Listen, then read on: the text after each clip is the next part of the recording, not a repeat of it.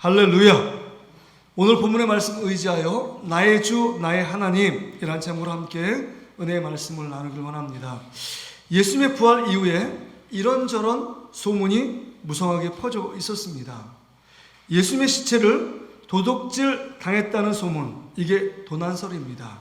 또 기절설도 있습니다. 예수님은 죽지 않고 잠시 기절했다가 다시 돌아다닌다는 소문이 퍼져 있었습니다. 또 예수님이 부활했다는 소문도 또 들려집니다.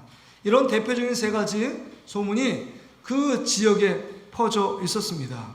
이런 소문의 진상을 밝히기 위해 제자들이 나섰습니다. 그러던 중 본문의 사건이 벌어진 것입니다. 여러분 24절의 말씀을 한번 보시길 바랍니다. 24절입니다. 12제자 중에 하나로서 디도모라 불리는 도마는 예수께서 오셨을 때 함께 있지 아니한지라, 이렇게 기록하고 있습니다. 도마의 입장에서 보면 예수님이 부활했다는 소문을 도무지 믿을 수가 없었습니다. 왜냐하면 자신의 눈으로 얼마 전에 예수님이 십자가에서 죽으시던 장면을 보았고, 또한 그 죽으시는 장면을 보았고, 또한 다른 제자들이 살아나셔서 만나고 가셨다는 소식을, 여러분 어떻게 그가 죽음을 보았고 죽음을 그 앞에서 목격했는데 어떻게 제자들이 예수님을 만났다는 소식을 어떻게 믿을 수 있느냐 하는 겁니다. 그렇습니다. 여러분, 그래서 다른 동료들에게 25절처럼 지금 도마가 말합니다. 이렇게 말합니다. 다른 제자들이 그에게 이르되 우리가 주를 보았노라 하니, 도마가 이르되 내가 그의 손에 못자국을 보며 내 손가락을 그 못자국에 넣으며 내 손을 그 옆구리에 넣어 보지 않고는 믿지 아니하겠노라 하니라 라고 기록하고 있습니다. 왜 하필 도마가 없는 시간에 예수님이 나타나셔서 다른 제자들이 아무리 설명을 하고 설득을 해도 도마는 도무지 믿을 수가 없었고 이해할 수가 없었습니다. 이 문제는 그 누구도 해결할 수 없는 문제입니다. 예수님이 직접 다시 오셔야만 도마의 의심, 도마의 믿음 없음, 이 모든 문제가 해결될 수 있는 겁니다. 그래서 오늘 본문에 보면 예수님께서 도마의 문제를 해결하기 위하여 26절, 27절에 이렇게 나타나셨습니다.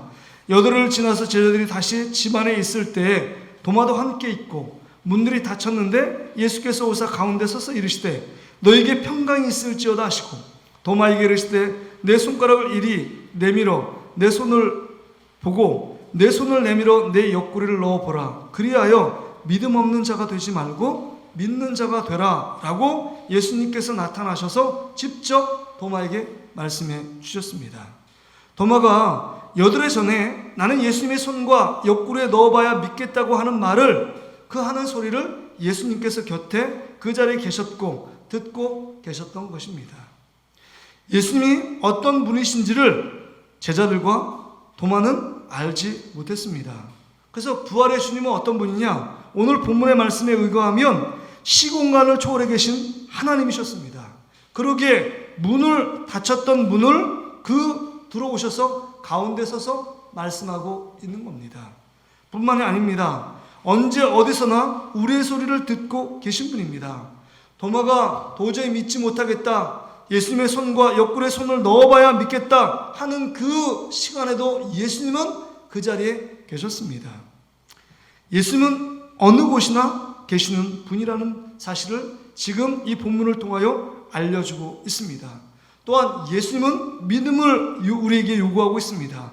부활은 과학의 영역을 통해서 우리가 알 수 있는 것이 아니라 믿음을 가질 때 부활의 영광에 참여할 수 있고 부활이 우리 삶 가운데 믿어지게 된다는 겁니다. 부활 신앙으로 우리 삶을 다시금 세워지기를 예수님께서 원하고 계심을 볼 수 있습니다. 그런데요, 우리에게 문제가 뭐냐? 우리 안에도 도마가 있다는 겁니다. 우리 곁에 있는 도마를 발견할 수 있다는 겁니다. 부활을 믿지 못하는 자들이 있습니다. 또한 부활을 단순히 신앙의 지식으로만 알고 있는 자들이 있습니다. 신앙을 갖기 위하여 꼭 알아야 할 그냥 과정으로서 여기는 자들이 참 많습니다. 어느 때는 부활이 믿어졌다가 어느 때는 부활이 전혀 믿어지지 않는 자들이 있습니다. 여러분은 어떠십니까? 여러분 부활을 믿고 그 부활을 받아들이고 있느냐 하는 것입니다. 근데 부활신앙이 없는 자는 예수님을 통째로 부인하고 믿지 못하는 것입니다. 왜냐하면 믿음의 내용의 핵심적인 것이 우리 죄를 위해서 예수님이 십자가에 대신 죽으셨고 또한 3일 만에 부활하심을 믿는 자들 안에 구원이 있고 영생이 있고 또한 그 믿는 자 안에 하나님의 자녀의 권세를 누릴 수 있는 것입니다. 그러기에 예수님의 죽으심뿐만 아니라 부활하심을 믿지 못하는 자는 통째로 우리의 믿음을 부인하는 자가 될 수밖에 없다는 겁니다. 그러기에 오늘 우리 의심 많은 도마에게 예수님이 나타나셨던 것처럼 우리에게도 믿음을 갖고 부활신앙으로 다시금 일어나라고 예수님께서 우리 지금을 살아가는 우리에게 말씀해주고 있는 것입니다. 부활에 대한 믿음이 없는 자는 부활에 절대로 참여할 수 없습니다. 오늘 믿음으로 부활신앙을 소유할 때만이 우리 안에 이 고난과 어려움 속에서도 능히 이길 수 있고 능히 극복할 수 있는 힘이 생기는 것입니다. 죽으면 다시 사는 것을 믿는 것이 부활신앙입니다.